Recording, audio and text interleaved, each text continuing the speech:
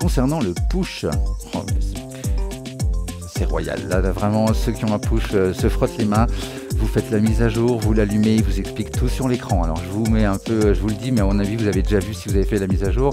Donc, le bouton lecture qui permet, si on rajoute scène, clip ou piste, donc on reste sur lecture et on appuie sur scène, clip, piste ou main, d'accord, ça va faire des follow action, notamment si vous faites donc lecture plus scène, c'est les follow action de la scène en question, lecture plus clip, c'est les follow action du clip, piste, les follow action de toute la piste, de tous les clips de la piste, vous pouvez les régler tout d'un coup, et si vous faites lecture et main en même temps, et bien dans ce cas-là, ce sera les follow action des scènes, ce qui va vous permettre d'enchaîner tout le morceau.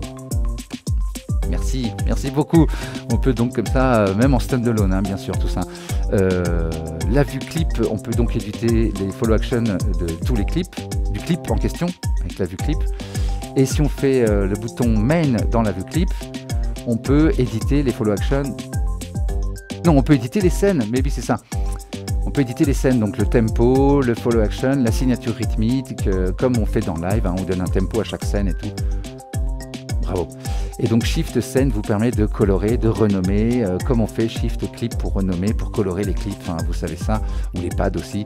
Donc effectivement, depuis le début, moi je le cherchais pour les scènes, je le faisais pour les scènes, je fais en cours, je dis on peut faire Shift sur les scènes, ah bah non on peut pas. Donc maintenant je vais arrêter de me tromper, on peut le faire, ça me semblait illogique parce que ça marchait pour tout sauf pour ça. Donc ils ont corrigé l'illogisme, on est très bien. Et j'en étais sûr aussi, le Move, vous savez qu'il a un mode 16 pitch, on choisit un son et du coup on peut jouer sur 16 pitch avec en plus les vélocités donc expressifs quoi.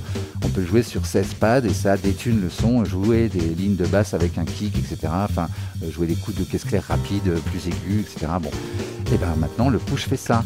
On a aussi accès au pool de groove.